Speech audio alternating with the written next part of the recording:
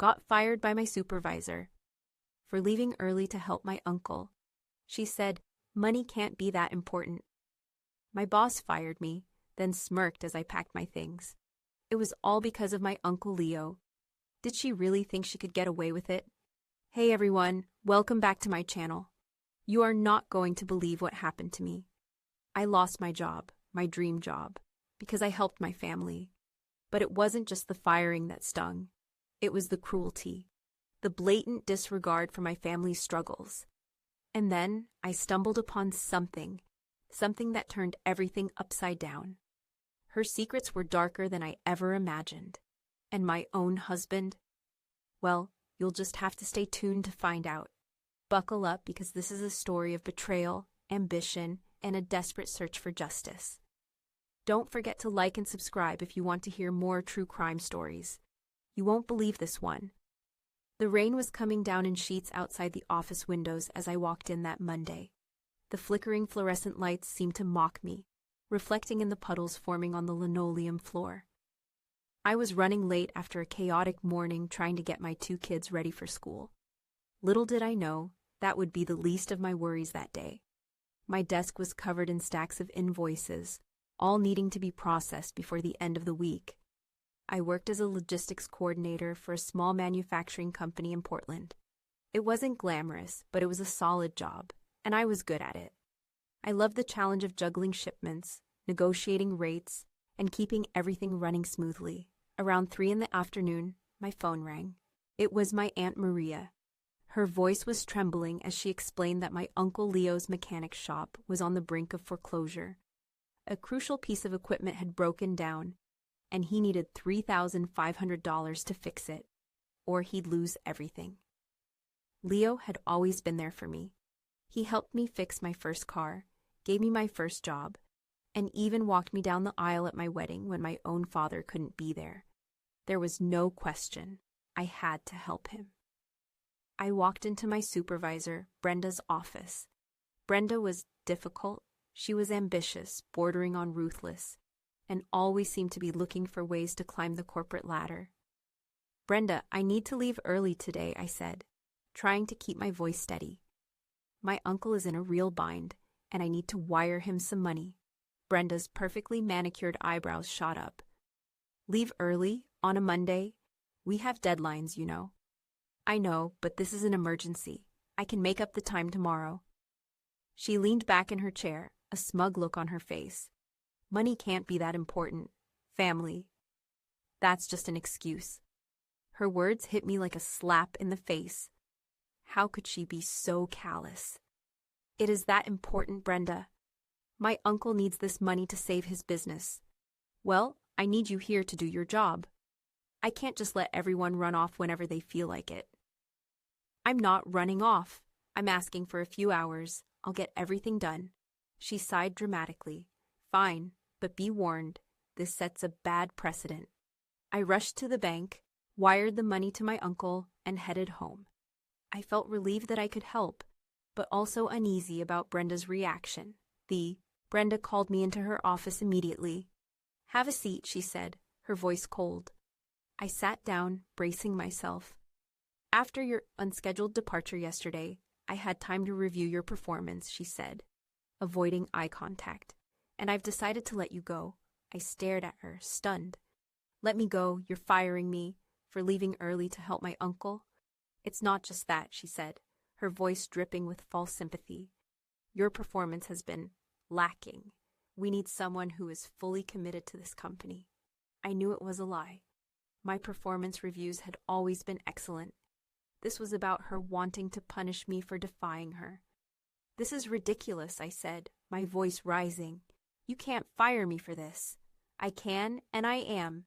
Here's your severance package. Security will escort you out. I was escorted out of the building like a criminal. As I gathered my belongings, I caught Brenda smirking at me. The humiliation was overwhelming. That night, I couldn't sleep. I replayed the events of the day over and over in my head. How could she do this to me? How could she be so cruel?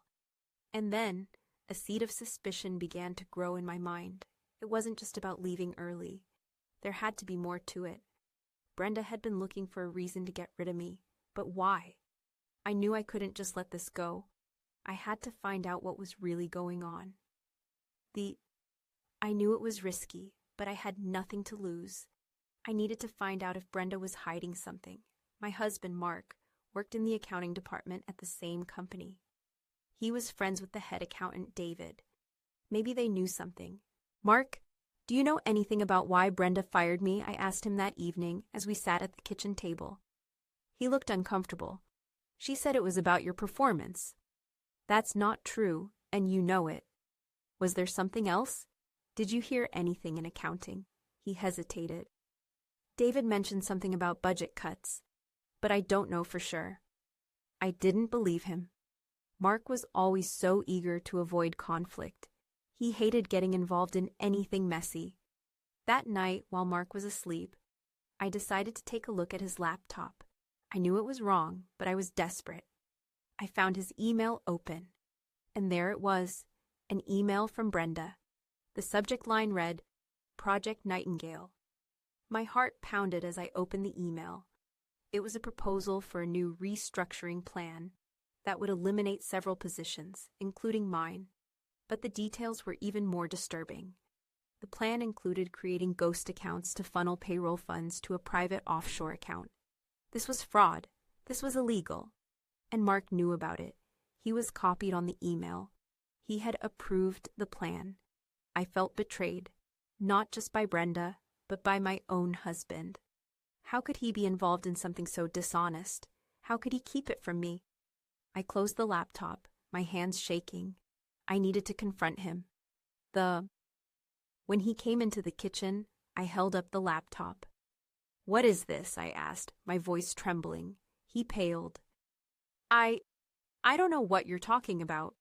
"Don't lie to me, Mark. I read the email. Project Nightingale, the ghost accounts, the offshore funds. You knew about this, didn't you? You approved it." He looked down, unable to meet my gaze. I didn't have a choice. Brenda threatened to fire me if I didn't go along with it. "So you sacrificed my job to save your own? You let her destroy my career, and you just stood by and watched?" "I'm sorry," he said, his voice barely a whisper. "I didn't know what else to do." "You could have told me. We could have figured something out together, but you chose to protect yourself, and you betrayed me." I walked out of the house, tears streaming down my face. I needed to get away from him. I needed to think. I went to my Uncle Leo's mechanic shop. He was working on a car engine, his face covered in grease. "Hey," I said, trying to sound cheerful. He looked up, surprised to see me. "What are you doing here? Shouldn't you be at work?" I told him everything. About Brenda, about the firing, about the email, about Mark's betrayal. He listened patiently, his expression growing darker with each word. When I was finished, he put down his wrench and wrapped his arms around me. "I'm so sorry," he said. "You don't deserve this." "What am I going to do?" I asked, my voice choked with emotion. "My husband betrayed me, my boss fired me, and I have no idea what to do." "You're going to expose them for what they are." His words gave me strength. I knew he was right. I couldn't let them get away with this. I downloaded the email from Mark's laptop, made copies of the financial documents I could find, and spoke to a few former colleagues who had also been let go under suspicious circumstances. I discovered that Brenda had been running this scam for months, siphoning off funds to pay for her lavish lifestyle. She had bought a new house, a new car, and was planning a luxury vacation. The more I learned, the angrier I became. Brenda's greed had cost me my job, my husband's integrity, and my peace of mind. I knew I had to take action, but I wasn't sure what to do. Should I go to the police? Should I hire a lawyer? Or should I confront Brenda directly? I decided to start with David, Mark's friend, and the head accountant. He was the key to unlocking the whole scheme. I found him at a local coffee shop near the office. He looked surprised to see me. "Can I talk to you for a minute, David?" I asked. He hesitated, then nodded. "Sure." We sat down at a table in the corner. "I know about Project Nightingale," I said. Watching his reaction, his face paled. I don't know what you're talking about. Don't lie to me, David. I know about the ghost accounts, the offshore funds, everything. Brenda is stealing money from the company and you're helping her. He looked around nervously. I can't talk about this here. Then let's go somewhere private, I said. I'm not leaving until I get some answers. We went back to his apartment. It was small and cluttered, a stark contrast to Brenda's luxurious home. Look, he said, I didn't want to get involved in this. Brenda threatened to fire me if I didn't help her. I have a family to support. So you helped her steal money from the company. You helped her destroy people's lives? I know. It was wrong. But I didn't see any other way out. There's always a way out, David. You could have gone to the police. You could have told someone. I was scared, he said, his voice trembling. Brenda is powerful. She would have ruined me. Well, she's going to be ruined anyway. I have all the evidence I need to expose her. David looked relieved. What do you want me to do? I want you to testify against her. I want you to tell the police everything you know. He hesitated. I don't know. I'm afraid of what she'll do. She can't do anything to you if you're telling the truth. You'll be protected. After a long conversation, I convinced David to cooperate. He agreed to go to the police and tell them everything. The receipt. David gave a full statement, detailing Brenda's scheme and his role in it. The police launched an investigation. They raided Brenda's house and found evidence to support David's statement. Brenda was arrested and charged with fraud, embezzlement, and conspiracy. Mark was also questioned by the police. He admitted to knowing about the scheme, but claimed that he had been coerced by Brenda. He was placed on administrative leave pending further investigation. The news of Brenda's arrest spread quickly throughout the company. Everyone was shocked. They had all thought she was a brilliant and successful executive. Now they saw her for what she really was, a greedy and corrupt criminal. I felt a sense of vindication. I had exposed her, and she was. But my fight wasn't over yet. I still had to deal with Mark. I was angry and hurt by his betrayal. I couldn't believe that he had chosen to protect himself instead of protecting me. I didn't know if I could ever forgive him. He came to my apartment one evening, looking contrite. I'm so sorry, he said, his voice full of remorse. I know I messed up. I should have told you about Brenda's plan. I should have stood up to her. I was just so scared of losing my job. You lost more than your job, Mark. You lost my trust. You lost my respect. I know, he said, and I'll do whatever it takes to earn it back. I looked at him, trying to gauge his sincerity. I could see the regret in his eyes. I don't know if I can forgive you, I said, but I'm willing to try. We have a family to think about. We have kids who need us. He nodded, tears welling up in his eyes. I love you, he said, and I'll do everything I can to make things right. I knew it wouldn't be easy. Rebuilding our trust would take time and effort, but I was willing to give it a chance. In the end, Brenda was convicted of all charges and sentenced to several years in prison. She lost everything she had gained through her deceit and greed. Mark was eventually cleared of any wrongdoing, but his reputation was tarnished. He had to work hard to regain the trust of his colleagues. As for me, I decided not to go back to my old job. I had learned a valuable lesson about the importance of standing up for what is right, even when it's difficult. I started my own consulting business, helping companies improve their logistics and supply chain management. I was successful, and I enjoyed the freedom and independence of being my own boss. The experience with Brenda and Mark changed me. It made me stronger, more resilient, and more determined to live my life with integrity. It was a difficult and painful journey, but I came out of it a better person. I learned that betrayal can be a devastating experience, but it can also be an opportunity for growth and self-discovery. I chose forgiveness, not revenge. It wasn't easy, but I believe it was the right thing to do for myself, for my family, and for my future. The weight of the anger was gone, and I was free to move forward. The truth is, sometimes the hardest betrayals lead to the greatest transformations. It forces you to reevaluate your priorities, strengthen your resolve, and ultimately define yourself on your own terms. And that, I believe, is a victory worth fighting for. So what would you have done in my shoes?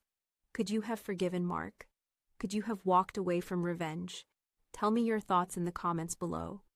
And don't forget to like and subscribe for more stories of betrayal and resilience. Your support means the world to me. Thank you for listening. The consulting business started small, from my kitchen table.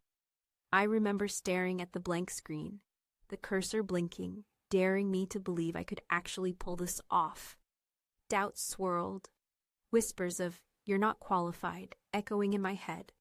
But then I thought of Leo, his calloused hands fixing engines, his unwavering belief in me. That was the push I needed.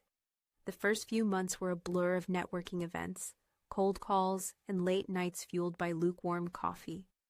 I learned to pitch myself, to articulate my value, to navigate the cutthroat world of business. It was terrifying and exhilarating, a constant test of my resilience.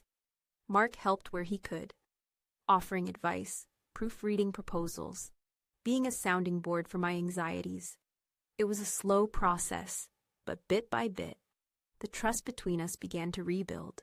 One rainy afternoon, I received a call from a local bakery struggling with its supply chain. They were losing money due to late deliveries and inconsistent ingredients. It was a small contract, but it was a start. Walking into that bakery, the aroma of warm bread and cinnamon filling the air, I felt a surge of determination. This wasn't just about logistics. It was about helping a small business owner realize her dream, just like Leo had helped me.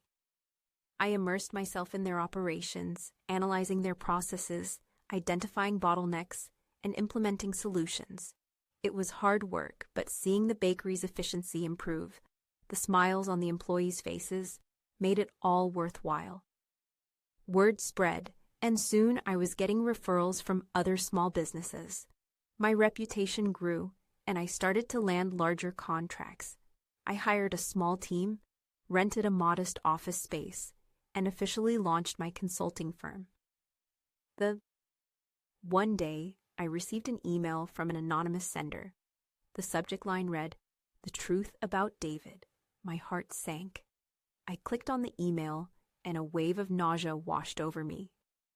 The email contained documents detailing David's past. Apparently, before Brenda's scheme, David was involved in another, smaller case of embezzlement at a previous company. It had been swept under the rug, but the email provided proof. He had lied to me. He wasn't the innocent victim he'd portrayed himself to be. He was a repeat offender. A wave of anger washed over me. I had risked everything to expose Brenda, and I had relied on David's testimony. Now, his credibility was in question. The whole case could fall apart.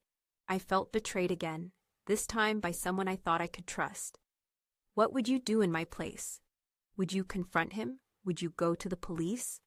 Would you keep quiet to protect the case against Brenda? That evening, I invited David over to my house.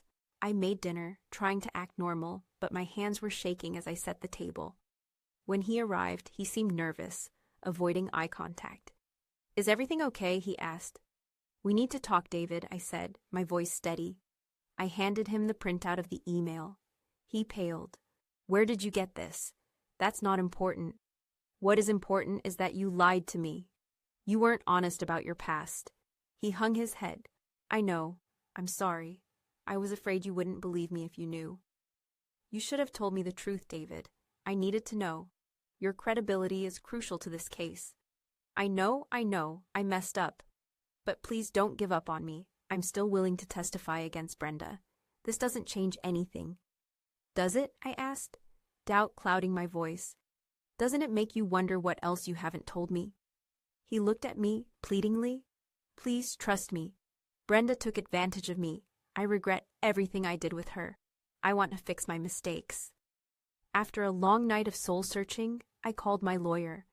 I explained everything to him, about the email, about David's past, about my doubts. He advised me to inform the police.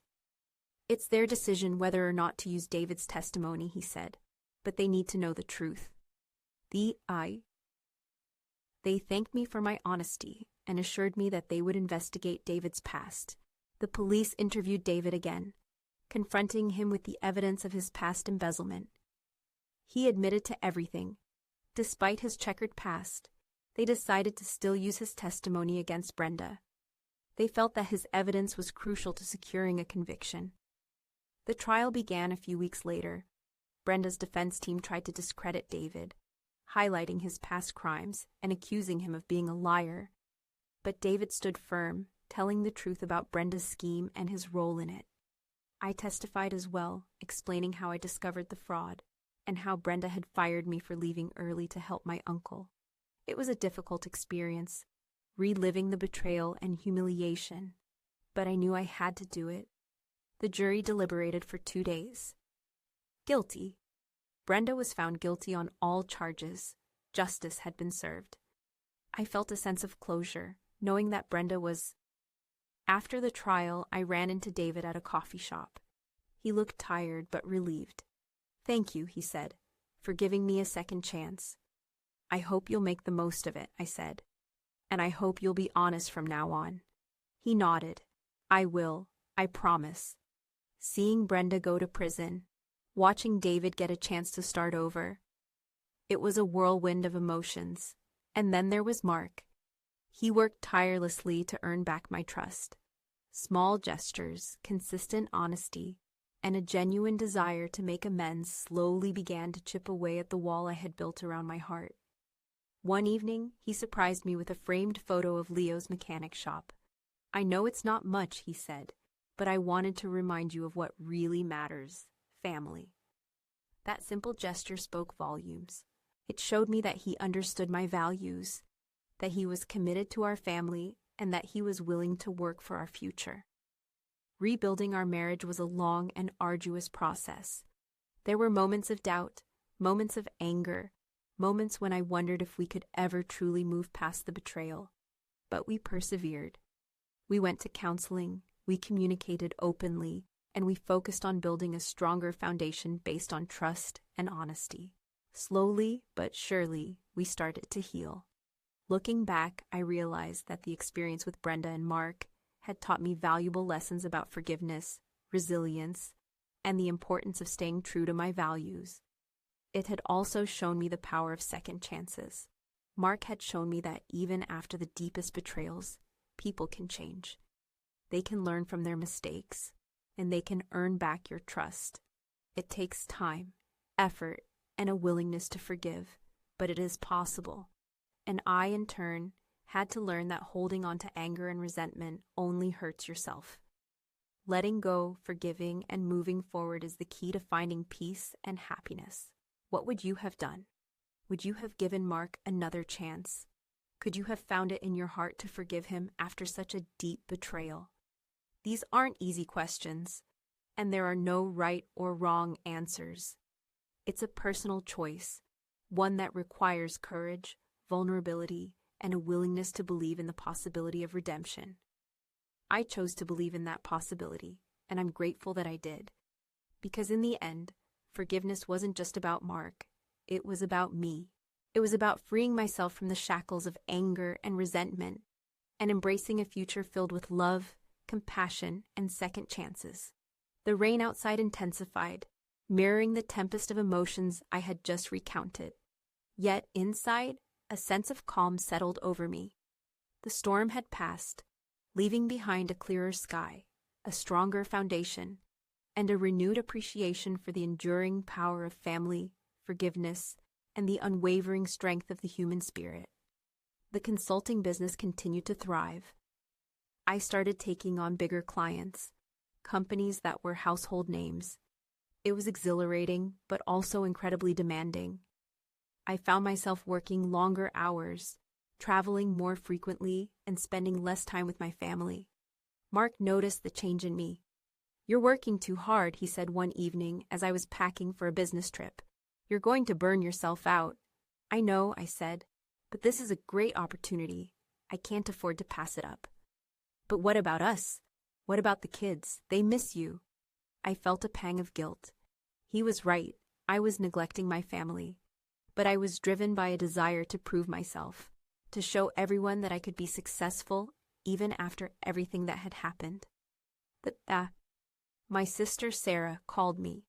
We hadn't spoken in months. There had always been a rivalry between us.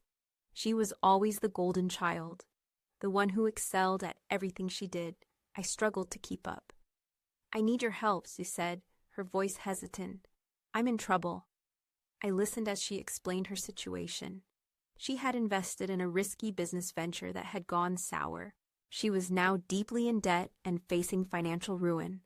I was hesitant to help her. Our relationship had always been strained, and I wasn't sure if I could trust her, but she was my sister, and despite our differences, I still loved her.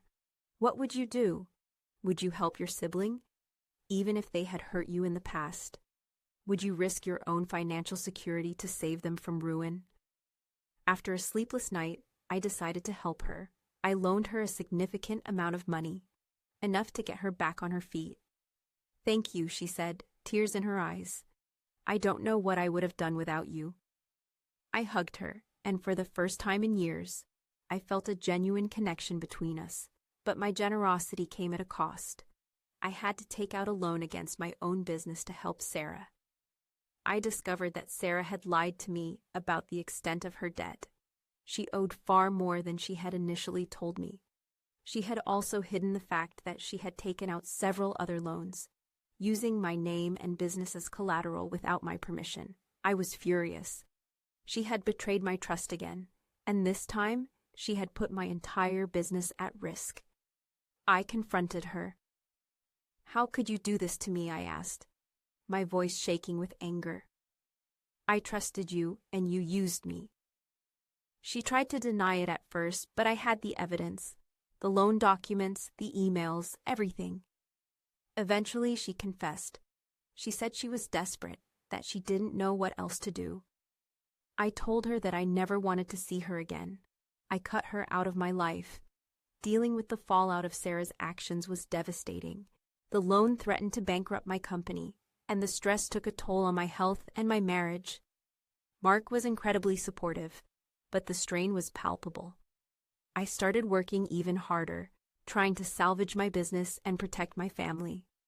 I remember one particularly bleak night, sitting alone in my office, staring at the mounting bills, feeling utterly defeated. I wondered if I had made the right decision helping Sarah. Maybe I should have just walked away. But then I thought of Leo, his unwavering belief in me, and I knew I couldn't give up. I had to fight for my business, for my family, and for myself. I hired a lawyer and filed a lawsuit against Sarah for fraud and breach of contract. It was a long and messy legal battle, but in the end, I won. The judge ordered Sarah to repay the loan and awarded me damages for the harm she had caused. But the victory felt hollow. I had won the lawsuit, but I had lost my sister.